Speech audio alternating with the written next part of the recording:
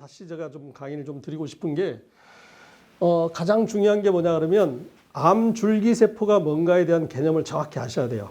그러니까 그 전에는 암 줄기세포란 개념이 없을 때는 우리가 미세 잔존암, 그러니까 그 CT나 MRI, PET CT 상으로 안 보이는 암이 있다는 거.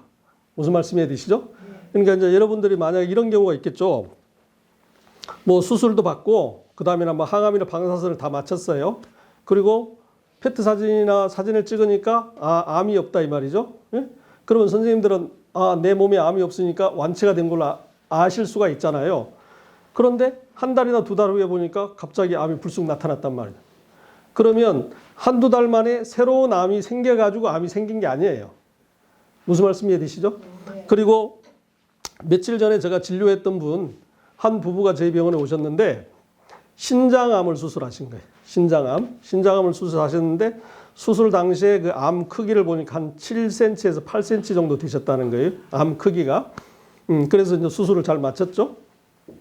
수술을 하셨기 때문에 그분이 말씀하시는, 그분이 알고 있는 병기는 3기.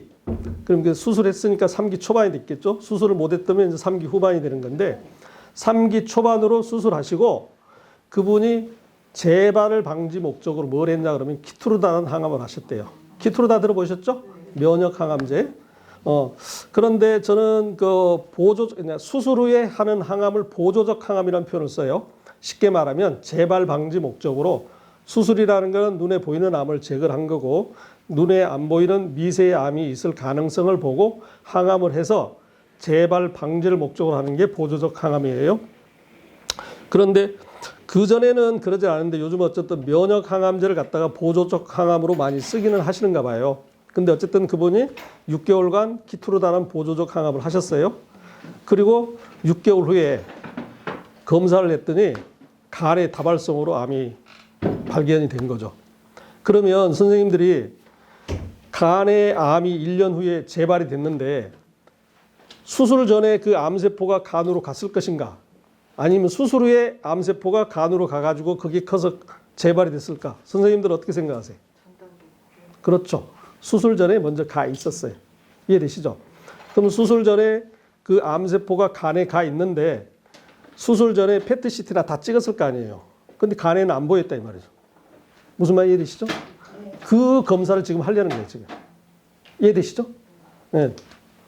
그러면 아까 말씀드린 대로 그 수술 전에 신장에 있던 암이 간으로 미리 가 있었는데 사진상으로는 안 보였고 그 다음에 수술은 눈에 보이는 암을 제거를 했고 간에 가 있는 미세암을 우리가 그 존재를 안다면 그 다음에 존재를 알고 그 암을 갖다가 우리가 치료할 수 있는 방법이 있다면 이 검사법이 얼마나 유용하겠냐 이 말이에요. 이해되시죠? 네, 다음. 그래서 이 암줄기세포라는 개념을 정확히 여러분들이 아셔야 되는데 요거는 뭐 그 유튜브 찾아보셔도 되고 인터넷 찾아보셔도 돼요. 그래서 암줄기세포가 뭔가 이것을 좀 알아두시고 그 다음에 또 이 암줄기세포가 어떤 특성이 있는가 이것을 좀 알아두시면 돼요. 다음. 제가 저번에도 말씀드렸다시피 암을 연구한 지가 한 20여 년 정도 돼요. 20여 년 정도 되는데 20여 년 전에 그러니까 2006년도죠. 2006년도에 제가 저희 환자분인데 여자분 저희 환자분을 갖다가 검사를 했더니 제가 검사할 때는 갑상선 암으로 진단이 됐어요. 그래서 제가 이제 반복적으로 검사를 해봤죠 이분한테. 그런데 재현성에는 전혀 문제가 없었어요. 그래서 제가 대학병원을 의뢰를 했단 말이죠. 대학병원에 의뢰를 했는데 대학병원에서는 갑상선 암이 아니라고 나온 거예요. 그 당시에는 제가 이런 걸 몰랐기 때문에 미세암의 존재랄지 이런 걸 몰랐기 때문에 그때 왜 이런 현상이 나타날까? 나는 암인데 분명 암으로 진단을 했는데 대학병원은 아니다. 그러면 대학병원이 더 공신력이 있으니까 내가 틀렸을 가능성이 있잖아요. 그래서 한참 고민을 한 거죠. 그런데 2007년 11월에 이분이 갑상선 암을 수술하고 저한테 나타난 거예요. 그래서 어떻게 됐냐고 여쭤봤더니 이분이 갑상선 암을 진단받았는데 3mm인 거예요. 3mm. 그래서 그 당시에는 갑상선 암을 진단할 수 있는 최소 단위가 3mm인 거죠. 무슨 말이 되시죠? 그러면 2006년도에는 저는 갑상선 암이라고 진단을 했고 대학병원에서는 아니라 그랬다.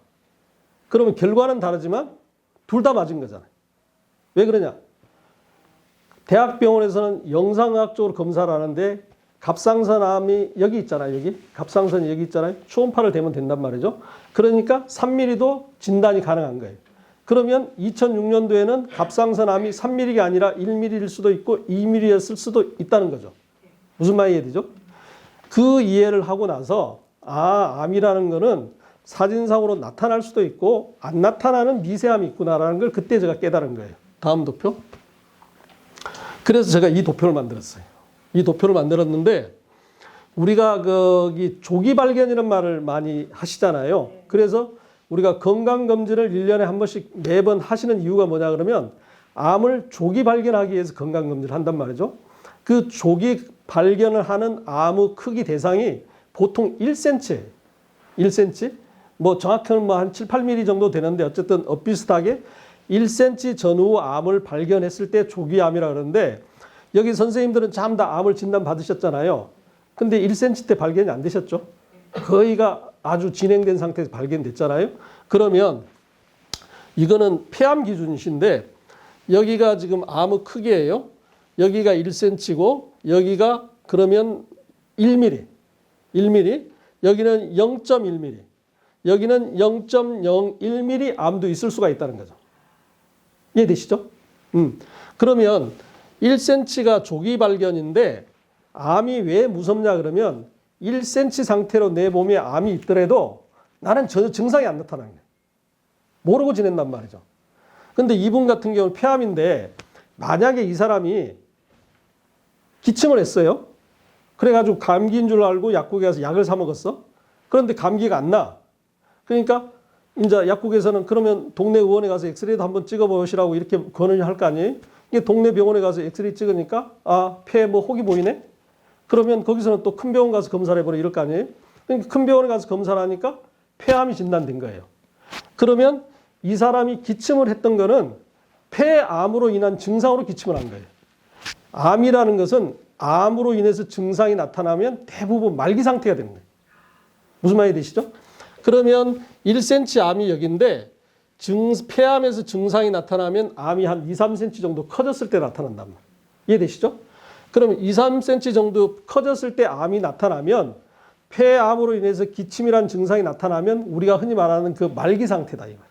그 말기 상태에서 항암을 하면 그게 우리가 말하는 완치 목적이 아니고 생명 연장의 치료다 이 말이죠. 무슨 말씀이 되시죠? 그래서 암이 안 낫는 이유는 뭐냐 그러면 너무 늦게 발견되고 그 다음에 전신이 펴져 있을 때 발견됐을 때 그 수술이나 항암이나 방사선 해도 한계가 있다 이 말이죠. 무슨 말이 이해되시죠? 그러면 만약에 선생님들이 여기가 1mm고 여기가 0.1mm고 여기가 0.01mm라면 이 단계에 있는 암세포를 우리가 검사할 수가 있다면 그리고 여기에 있는 암을 갖다가 우리가 조기에 치료할 수 있다면 치료 확률이 훨씬 높아지겠죠. 무슨 말이 이해되시죠? 그래서 오늘 여러분들이 검사하는 게 이 영역에 암이 있는지 없는지를 한번 검사해 보자고 하는 거예요.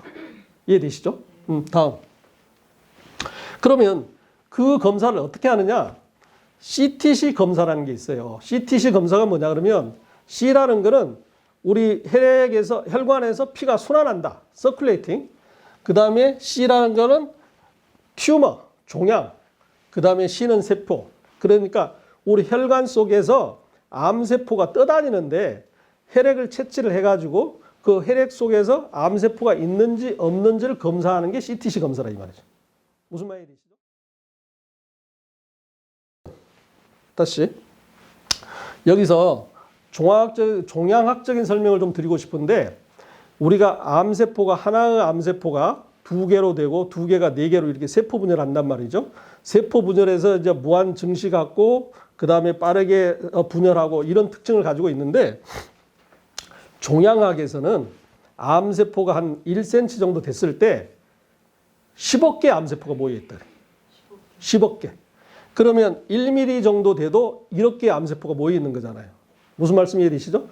그러면 1cm 정도 됐을 때 10억 개가 암세포가 모여 있는데 하나의 암세포가 1cm 정도 되는 데는 세포 분열하는 기간이 보통 5년에서 7년 정도 걸린다는 거예요.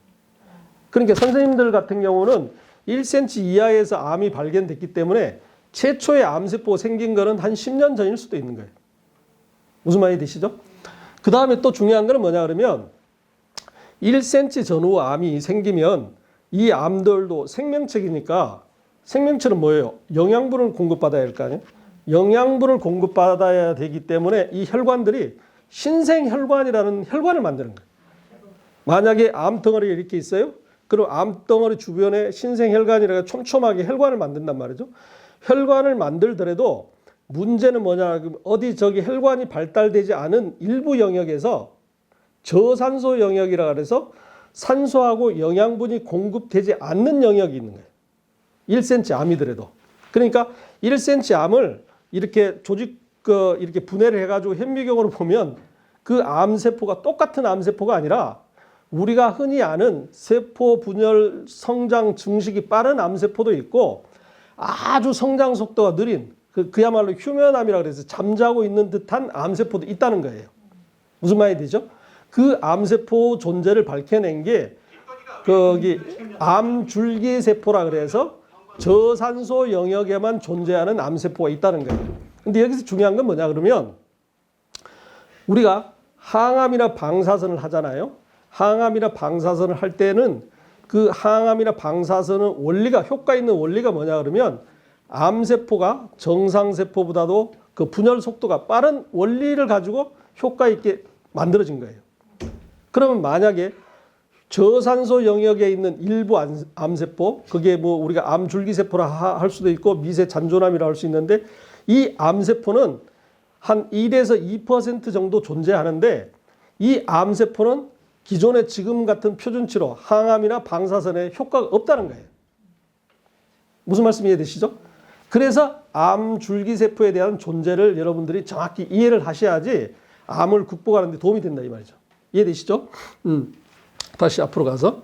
그래서 그러면 만약에 아까 저기 신장암 케이스를 제가 말씀을 드렸잖아요. 신장암 그분이 그 처음에 진단했을 때 7에서 8cm 정도 되는데 그러면 7에서 8cm 정도 되는 크기에 있을 때 이분은 신생혈관이 만들어졌을 거고 그 신생혈관을 통해서 암세포가 혈관으로 떠다닐 거란 말이에요. 무슨 말이 되죠? 그러면 이분이 이제 수술을 했어요. 수술을 했지만 수술 전에 그 암세포가 혈관을 통해서 간에도 먼저 가 있고 혈관 속에서도 혈액 내에서도 암세포가 떠다니고 있었을 거란 말이죠. 무슨 말이 되시죠? 그러면 이분이 만약에 수술하고 나서 아까 오늘 우리가 하는 검사를 만약에 해봤다면 아 미세암이 내 몸에 존재하고 있구나. 근데 존재하고 있는 건 사실을 또 알았다면 그럼 그 미세암은 항암이나 방사선에 반응을 안 하니까 다른 대책을 세웠어야겠죠. 무슨 말인지 이해되시죠? 그 대책을 안 세우고 키트로다는 항암을 했기 때문에 암이 재발될 가능성도 있었다. 이해되시죠? 이해되세요? 네. 다음. 제가 아까 말씀드린 대로 20년 전에 암을 연구하면서 그 당시에 제가 만났던 환자분들이에요.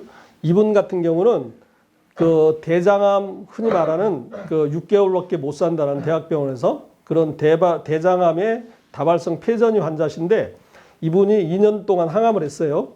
대장암에 대한 표준치로 항암을 하시고 나서 그 다음에 어떤 마지막에 쓰는 항암제가 의사 선생님이 이제 이랬겠죠. 이게 마지막 항암제라 그러니까 환자나 보호자분은 내가 이 항암치료를 받으면 좋아질 수도 있고 그 다음에 계속 항암치료를 받을 줄 알았는데 이 약이 이제 마지막이라 그러니까 그때서 깜짝 놀란 거죠.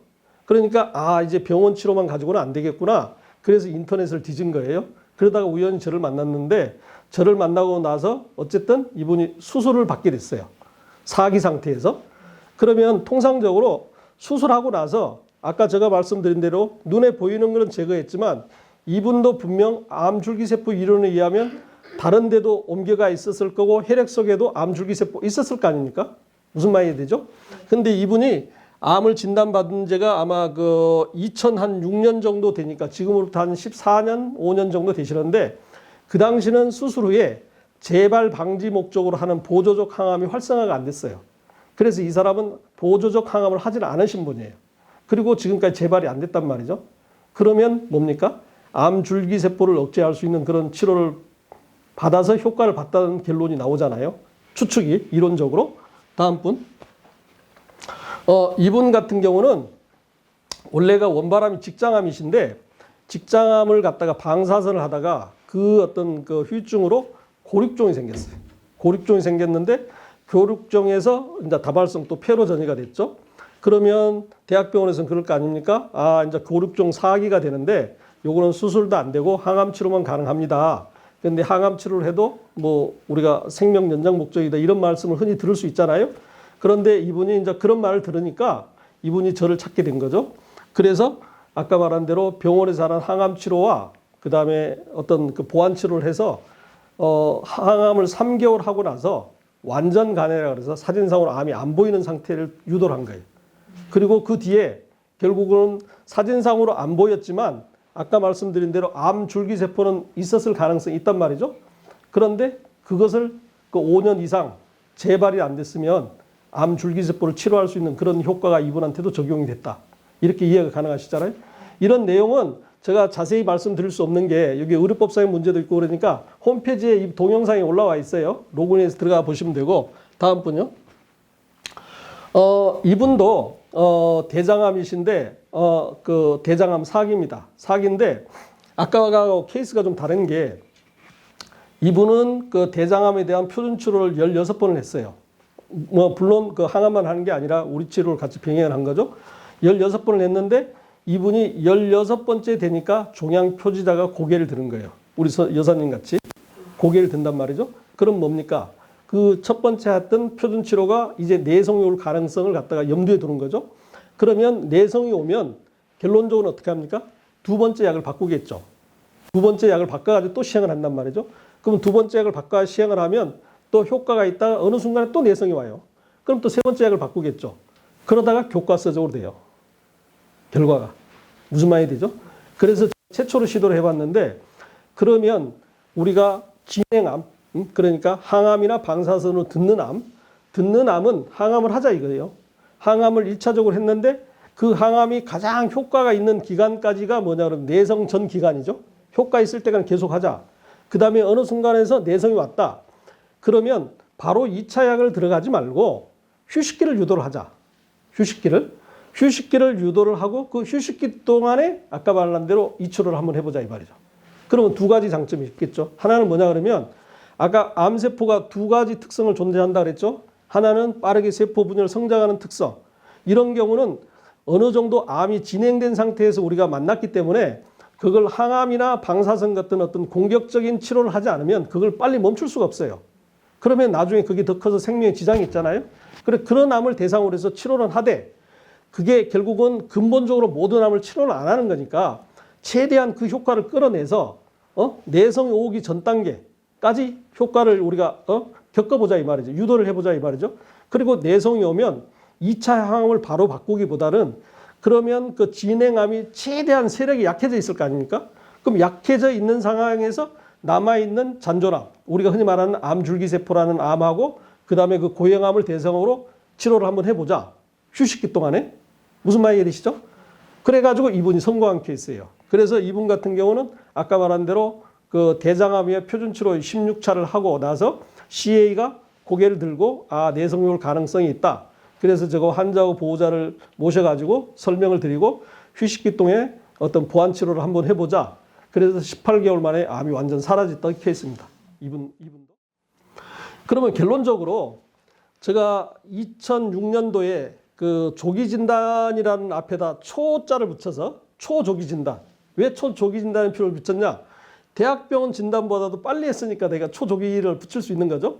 그렇게 해서 그 방법을 해서 암을 검사를 했는데 이게 객관성이 좀 결여되어 있어요. 객관성이. 저로서는 거기 신뢰를 하는 검사법이지만 그래서 20년을 기다리고 나서 이번에 만난 게 이분이 누구냐 그러면 서울대학교 김태유 종양내과 교수님이셔요. 이분이 아까 말한 대로 저번에 말한 그 CTC 검사나 이분은 ctDNA 검사인데 원리는 똑같습니다. 혈액을 채취해서 혈액 속에 암세포가 남아있는지. 세포를 검사하는 거는 CTC 검사고 그 다음에 우리가 하는 거는 ctDNA 검사예요. 그럼 CTC 검사하고 DNA 검사 차이가 뭐냐? 같은 암세포가 암세포를 바로 검출하는 게 CTC 검사고 그 암세포가 개사가 되면 그 속에서 DNA가 유리가 돼요. 혈액 속에. 그래서 그 DNA를 검사하는 거예요. 그러니까 원리는 똑같습니다.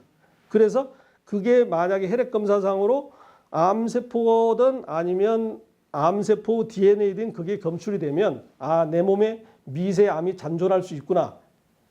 무슨 말 이해되시죠? 이 검사를 하려는 거예요. 근데 그 미세암은 만약에 그게 잔존한다면 그거는 암줄기세포 형태로 존재할 가능성이 훨씬 높다. 이 말씀을 좀 드리고 싶은 거예요. 그래서 이분이 서울대학교 병원에 재직하시면서 벤처회사를 만들었어요. 회사를. 다음. 그 회사 이름이 IMBDX라는 회사예요. 그래서 아까 IMBDX 회사 관계자가 오셔가지고 좀 체를 해간 겁니다. 그래서 이 검사는 저하고 어떤 금전적인 이해는 전혀 없어요. 아까 말씀드렸다시피 제가 말씀 잘못 한번 들어가지고 60만 원을 좀 제가 더 부담하는 그런 결과가 있었는데 그런데 이 회사에서 캔서 디텍트라 그래가지고 임상 사례를 발표했는데 이게 저한테는 아주 의미가 있어요. 어떤 의미가 있냐?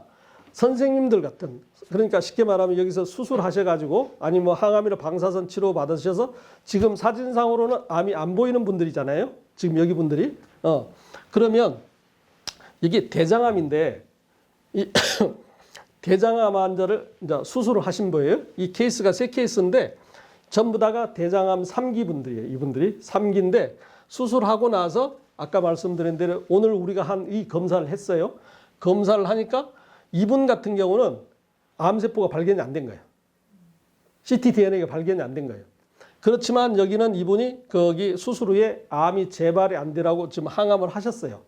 항암을 했든 안 했든 암세포가 발견이 안 되니까 이분은 나중에 결국은 재발이 안 됐을 거예요. 무슨 말이 되시죠? 그러면 여기서 이 검사법을 도입을 해서 검사를 해서 암세포가 안 나오면 보조적 항암을 안 해도 된다는 결론인데. 그런데 지금은 그 암세포 존재 유무를 모르니까 그 대부분이 재발 방지 목적에서 보조적 항암을 시행하게 되는 거죠. 무슨 말이 되시죠? 그 다음에 이제 이분 같은 경우는 이분은 검사를 했어요. 검사를 하니까 그 혈액 속에 암세포 DNA가 발견이 됐단 말이죠. 그리고 나서 재발 방지 목적으로 항암을 했어요. 여기 보면 젤로다하고 옥살리플로텐이라는 그 항암을 했단 말이죠. 하니까 이 사람은 효과를 발휘해서 암세포가 다 사라졌어요. 그러면 이분도 재발이 안 되겠죠. 무슨 말이 되시죠? 그 다음에 이분 같은 경우는 검사를 했어요. 그러니까 암세포 존재가 나타났어. 그리고 나서 보조적 항암을 했어요. 했는데 암세포가 안 줄어든 거야. 그럼 어떻게 되겠어요? 이분은 재발이 되겠죠. 네? 무슨 말이 되시죠? 네, 재발이 된단 말이에요. 그러면 여기서 내가 선생님들한테 모시고 내가 하시고 싶은 이런 경우는 항암이 안 듣는 암세포는 암줄기세포일 가능성이 높다. 그러면 이분은 항암이나 방사선이 아닌 다른 치료 방법으로 아마 치료를 해야지 더 효과 있을 가능성이 있다는 어떤 전제를 말씀을 드리는 거예요. 무슨 말씀 이해되시죠? 그러면 여기서 또 흥미로운 게 우리가 수술 후에 3기든 2기든 수술 후에 미세 잔존함이 있을지 모르니까 재발 방지 목적으로 지금 항암을 하시잖아요. 근데 그 항암에 대한 후유성이 4기의 경우, 아니 3기 후반의 경우, 아니 3기 초반이구나. 3기 초반 같은 경우는 효과 있을 확률이 15%밖에 안 돼. 10명 중에 15명. 그러면 흥미로운 게 보세요. 10명 중에 15명이 이 케이스인 거예요. 이해되세요? 10명 중에 어떤 사람은 항암을 안 해도 재발 안 될 사람이 있단 말이에요. 이 케이스. 이 검사를 해서 암세포가 없는 경우.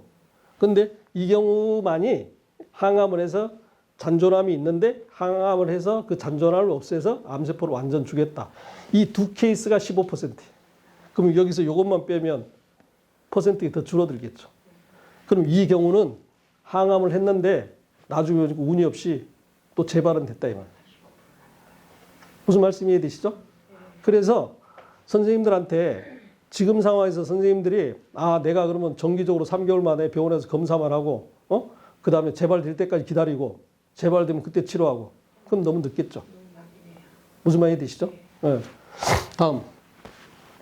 그러면 이제 중요한 게 뭐냐 그러면 이제 검사 결과가 어떻게 나올지 몰라요. 어떻게 나올지 모르는데 만약에 내 몸에서 암세포가 미세 잔존암, 특히 암줄기세포라고 생각되는 미세 잔존암이 나타났다 이 말이에요. 그럼 이것을 어떻게 치료할 것인가? 아까 항암이나 방사선으로 잘 안 된다 그랬잖아요. 무슨 말인지 이해되시죠? 그 원리를 갖다가 저는 여기서 힌트를 얻었어요. 아까 그 전에는 이 원리를 모르고 무조건 아까 3케이스 있었잖아요. 제가 2006년도에 만났던 그런 분들을 치료를 했지만 이분이 누구냐 그러면 제인이라는 분이에요. 제인. 이분도 어떤 사기암 환자예요. 영국에 있는 여자분인데 사기 환자분인데 이분이 그 암을 진단받으니까 영국에 있는 의사가 당연히 이런 말씀을 했겠죠. 당신은 사기니까 수술도 안 되고 항암 치료만 가능한데 그 항암 치료도 완치 목적이 아닌 생명 연장의 목적이란 말을 원론적으로 이야기를 했을 거 아닙니까? 그러니까 이분이 어떤 생각을 했냐 그러면 아니 그러면 현대의학에서 나를 완치도 못 시켜주니까 나는 그러면 현대의학에만 100% 의존하지 않고 현대의학을 의존하되 내 암을 내가 연구를 해서 내 암을 내가 한번 고쳐보겠다라는 어떤 그 자신감을 가진 거예요. 이분이. 그래서 무수한 의학 서적을 이분이 공부를 하고 나서 이분이 자기 스스로에 적용했던 게 어떤 약이냐 그러면 당뇨약을 썼어요. 그 다음에 혈관 확장제를 썼어요. 그 다음에 고지혈증약을 썼어요. 그 다음에 비스테로이드성 항염증약을 썼어요. 그 다음에 요거는 베르베린이라 그래서 한약 축출문인데 우리가 정장환 들어보셨죠? 정장환? 정노환이라 그러나? 정노환. 정노환은 주성분이에요. 그러니까 정노환이 뭡니까? 우리 배탈 났을 때 먹는 약이잖아요. 그 한약재 추출물인데 그 주성분이 베르베린이라 그래서 그런 약입니다. 그러니까 이 약이 보니까 당뇨약을 쓴 이유가 뭐냐 그러면 암세포 뭐예요? 당분이잖아요. 그러니까 암세포로 가는 당분 대사를 저해하려고 당뇨약을 쓴 거예요. 그 다음에 두 번째, 혈관 확장제를 왜 썼나? 아까 저기 암줄기세포는 뭐라 그랬어요? 저산소 영역, 산소가 잘 공급이 안 되는 곳에 산다 그랬잖아요. 그럼 혈액순환을 원활하게 하려면 혈관 확장제가 도움이 되겠죠? 그렇죠? 그 다음에 또 하나가 뭐냐면 스타틴, 고지혈증. 이 약도 마찬가지예요. 고지혈증이란 뭐예요? 우리 혈관벽에 기름기가 떼가지고 혈관이 좁아져가지고 피순환이 원활하지 않는 거죠. 그래서 이것도 피순환을 원활하기 위해서 쓰는 약입니다. 그 다음에 중요한 게 뭐냐 그러면 항염증. 그러니까 암 환자분들은 내 몸에 염증이 있는지 유무를 정확히 아셔야 돼요. 그거는 피검사로 가능하잖아요. 오늘 우리 혈액검사 하셨죠? 거기서 그 CRP 검사라 그래서 그 암 염증 수치가 나올 거예요. 그래서 내 몸에 염증이 있다면 그 원인이 뭔지를 밝혀가지고 그 염증을 갖다 완전히 없애는 노력을 같이 하셔야 된단 말이에요. 이런 원리로 해가지고 결국은 이분이 암을 완치를 한 거예요. 그리고 이분이 자기 경험담을 가지고 How to Stop Cancer, 어떻게 하면 암을 굶어 죽일 것인가라는 책을 쓰셨어요. 이분이. 예. 그러니까 암 줄기세포라는 거는 항암과 방사선에서 잘 반응을 하지 않으니까 굶겨 죽이는 치료법을 선택했다. 그 굶겨 죽이는 치료법의 큰 틀에서 아까 말한 대로 당뇨약도 쓰고 혈관 확장제도 쓰고 항염증제도 쓰고 이랬단 말이죠. 무슨 말이 되시죠? 그래서 제가 실은 그 우리 병원에서 쓰는 그 약을 제가 만들었기 때문에 성분이나 이런 어떤 기전이나 효과를 제가 제일 잘 알잖아요. 그래서 이 책에 대한 이 책의 설명이에요. 이 내용이. 저는 이 사실을 보고 깜짝 놀랐어요. 왜 놀랐겠어요? 제가 쓰는 약에 이 효과가 다 들어있는 거예요. 그리고 이런 기전에 의해서 이런 기전으로 해서 암 줄기세포를 주겠다면 그 전에 내가 아까 3케이스 있잖아요.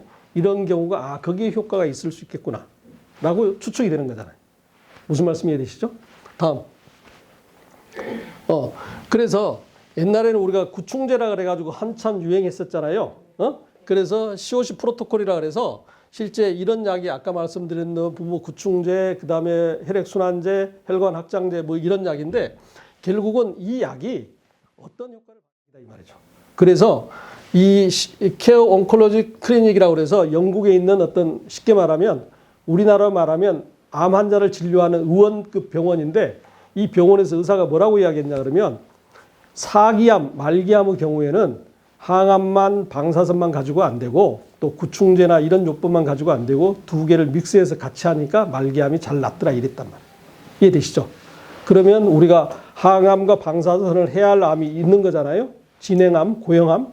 그 다음에 그 치료법만 가지고 또 안 듣는 영역의 암이 있으니까 그 영역을 치료하는 치료법 같이 동시에 병행해야지 근본적으로 암을 완치도 할 수 있고 재발 방지, 전이 방지를 할 수 있다 이거죠. 무슨 말이 되시죠? 자, 다음. 그래서 뭐 쓰는 약이 아까 같은 약인데 이런 약을 그 병원에서 쓴 거예요. 이런 약을 한참 썼는데 결국은 중요한 게 뭐냐 그러면 아무리 좋은 치료법이나 아무리 좋은 어떤 치료에 대한 설명을 해도 내가 적극적으로 실천하지 않으면 효과를 발휘 못 하겠죠. 그렇잖아요? 네. 그래서 다음. 그러면 어떻게 하면 될 것인가? 일단 결과가 나오기 전까지는 여러분들이 이제 암 줄기세포가 뭐라는 것도 알겠고 그다음에 내 몸에 지금 미세 잔존암이 있는지 없는지 그건 모르지만 있다는 전제하에서 그러면 그 미세 잔존암을 없앨 수 있는 노력을 여러분들이 하셔야 된다 이 말이죠. 무슨 말이 이해되죠? 근데 거의 어렵지가 않아요. 실천이 중요한 거지. 일단 저희 병원에서 할 수 있는 거는 뭐 여러 가지가 있잖아요. 뭐 고주파 온열 치료도 있고 그다음에 또 한 가지는 여기서 보면 고용량 비타민 주사가 아까 말한 대로 암줄기세포에 아주 효과적이라 이런 논문이 있어요. 거기서 보면 고용량 비타민뿐만 아니라 이게 독시사이클린이라는 항생제인데 이 항생제와 이지스로마이신이라는 이 항생제를 병행했을 때 효과가 훨씬 높아지더라 이런단 말이죠. 이 두 가지 약은 우리가 양방에 처방을 받으실 수가 있어요. 그래서 이것을 먼저 실천하자 이거예요. 고주파 온열 치료를 하면서 요건 하실 수 있잖아요. 그 다음에 또 자꾸 실비에 연동되지 마세요. 요거는 실비가 안 되도록 하셔야 돼요. 무슨 말이 되시죠? 근데 요거는 이제 고용량 비타민은 약간 단점이 있죠. 분자량이 커가지고 혈관이 약한다라는 약간 혈관통이 있어요. 그러면 천천히 맞으면 돼요. 그런데 보세요. 선생님들이 암을 낫기 위해서 그 고통스러운 항암 방사선을 이겨내시는데 혈관 약간 좀 아픈 거는 이겨내셔야죠. 그렇잖아요? 네. 그래서 거기 저희 병원에 있는 아까 말한 대로 그런 치료를 중심으로 하고 그다음에 또 아까 말씀드린 저번에 제가 약속한 대로 결과가 나와서 그 양성이면 아까 지금까지 제가 처방했던 좋은 것을 갖다가 그 결과가 음성이 나올 때까지 제가 처방해 드리겠다. 이런 말씀을 드리는 거고. 그러면 다음 이제 거의 이제 강의를 마치려고 하는데요. 저희 병원이 제가 여기다 병원을 세운 이유가 있어요. 병원을 세운 이유가. 일단 왜 그렇겠어요? 자연 환경이 너무 좋잖아요. 자연 환경이. 그러면 아까 말한 대로 여기서 보면 뭐 혈액순환 아까 자꾸 제가 이야기를 했죠. 혈액순환을 가장 원활하게 시키는 방법이 뭐예요? 운동이잖아요. 운동 중에서도 뭐예요? 등산이에요. 등산은 두 가지 장점이 있죠. 심장 박동을 원활히 해서 우리 전신의 말초혈관까지 혈액순환을 시키는 거는 다 이해가 되시잖아요. 또 하나는 뭐냐 그러면 이 등산 자체가 근력 운동이 돼요. 근력 운동. 근력 알죠? 헬스하는 이런 근력 운동. 이 근력 운동이 암 환자한테는 왜 중요하냐? 우리가 아까 말한 대로 암세포 먹이가 뭐라 그랬어요? 당분이라 그랬죠. 이 당분의 대사 과정 통로가 근육하고 관련이 있어요. 근육하고 그 다음에 암세포로 가는 당분의 통로하고. 그래서 근육이 내 몸에서 근육이 많이 발달되면 근육을 많이 발달시키면 암세포로 가는 당분의 먹이가 상대적으로 줄어든다는 거죠. 반대로 말하면 암 환자들이 말기암 환자들이 뭡니까? 근육이 다 소실되잖아요. 그건 뭐냐 그러면 근육으로 가는 영양분을 갖다 암세포가 다 먹어버리기 때문에. 이해되시죠? 그래서 요거는 뭐 과학적으로 증명이고 논문 근거를 댈 필요도 없이 암 환자한테 무조건 걷는 거는 좋은 거예요. 그렇죠? 그러면 아까 제가 이 앞사를 제가 가보지는 않았는데 정상까지 가면 1시간 정도 걸린다면서요? 네? 그럼 오전에 식사하고 산 보듯이 올라가는데 1시간, 내려가는데 30분. 그다음 점심 드시고 또 쉬었다가 하루 2번 하실 수 있잖아요. 그럼 등산하면서 일단 얼마나 좋아요? 잡념도 없어지고 근력 운동도 되고 혈액순환도 되고 그다음에 또 숲속에서 나온 피톤치드라고 좋은 어떤 성분 있잖아요. 네? 다른 어떤 환자보다도 선생님들은 실천만 하면 암을 극복할 수 있는 아주 좋은 조건이 된단 말이에요. 그 다음에 또 하나가 뭡니까? 암세포는 아까 어느 정도 커지면 걔들이 영양분을 공급받기 위해서 혈관을 만든다 그랬죠? 신생혈관이라 그러죠? 그 신생혈관을 억제하는 게 아바스틴이라는 표적치료제가 있는데 그건 화학 합성약이에요. 그런데 그거보다 더 좋은 음식이 있어요. 음식. 그게 플라보노이드 물질이라는데 플라보노이드 물질. 그게 뭐냐? 우리 아침에 막 그 야채 서로 가져가시려고 하시잖아요. 그 야채들의 성분이 전부 다 플라보노이드 성분이에요. 색깔 있는 거. 색깔 있는 거. 저녁에 우리 사과 매일 드리죠? 아침 매일 토마토 드리죠? 전부 다 붉은색이잖아요. 그 다음에 뭡니까? 마늘. 그 다음에 해독 주스. 브로콜리, 케일, 뭐 당근, 양배추. 이런 게 전부 다 플라보노이드 성분이에요. 이게 쉽게 말하면 암세포 신생혈관을 억제하는 성분들이에요. 이게 많이 먹을수록 좋다 이 말이에요. 이해되시죠? 그 다음에 또 중요한 게 뭡니까? 멘탈 관리. 스트레스를 안 받도록 마음을 내려놓는 것. 보세요. 이 병원이라는 게 뭡니까? 어떻게 보면 인큐베이터 같은 개념이에요.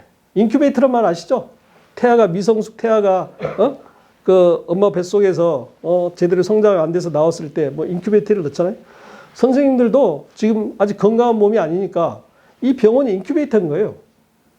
아, 여기 들어왔는데 왜 주식을 하면서 스트레스를 받고, 그 옆에 환자하고 이렇게 해가지고 스트레스를 받냐, 이 말이에요. 그쵸? 네. 아, 오로지 여러분들의 목표는 뭐예요? 내 몸이 건강한 거잖아요. 내 몸이 건강한 거잖아요. 그러면 가족도 있고, 뭐, 자식들도 있고, 뭐 이러지만, 여기 왔으니까, 여기 오신 동안에는 모든 마음을 완전 내려놓으셔야 할 거예요. 그쵸? 그게 먼저 선행이 돼야 돼요. 여기 계시면서 집 걱정하고 돈 걱정하고 가족 걱정하고 뭐 이러면 되겠어요? 안 되겠죠? 그러니까 멘탈 관리 중요하단 말이죠. 이해되시죠? 그러면 투병할 수 있는 모든 최적 조건이 다 돼 있잖아요. 여러분들이 실천만 하면. 그쵸? 그러니까 분명히 오늘 열 몇 분이 오늘 스타트를 했는데 분명히 여기서 성공하는 사람, 성공하지 않은 사람이 분명 나고자가 있을 거예요. 그거는 뭐냐 그러면 다른 데 핑계 대지 마세요. 내가 실천하는 거예요. 이해되세요? 그래서 정말 어렵게 저도 20년 동안 이 검사법을 제가 기다렸어요. 기다려서 제가 1, 2년 전만 해도 몇 개월 전만 해도 제가 그 벤처회사다 모든 것을 전화를 했더니 대부분 전화를 안 받아요. 그리고 미국에서는 아까 말한 CTC 검사라고 해서 FDA 승인난 검사인데 MD 앤더슨이라고 하는 아주 유명한 병원에서 고가에서 이거 임상이 활용되고 있어요. 그리고 제가 알아본 바에는 그 CTC 검사 기계를 우리나라에서 이제 겨우 도입 단계에 있더라고요. 도입 단계. 그런데 이제 그게 정식적으로 식약청의 허가를 받아서 정상적으로 임상에 적용되기는 또 시간이 아주 많이 걸릴 거예요. 그런데 그 다음에 이제 그 CTC 기계를 도입해가지고 일본에서는 의원급에서 여러 군데 하는데 아까 제가 말씀드렸다시피 가이드 따라야 되죠. 왔다 가는 비용이 왕복을 한 우리 돈으로 수백만 원 된단 말이죠. 그런데 우연히 어쨌든 좋은 기회에 이분을 만나가서 잘 또 조율을 해서 그 돈도 어떻게 보면 좀 부담스러운 돈이지만 여러분들 위해서 어쨌든 아깝지 않게 쓰신 거니까 그 좋은 결과가 날 수 있도록 한번 서로 합심해서 노력했으면 좋겠어요. 네? 알겠죠? 네. 자, 화이팅! 네, 강의 마치겠습니다. 네, 가시고. 네, 감사합니다.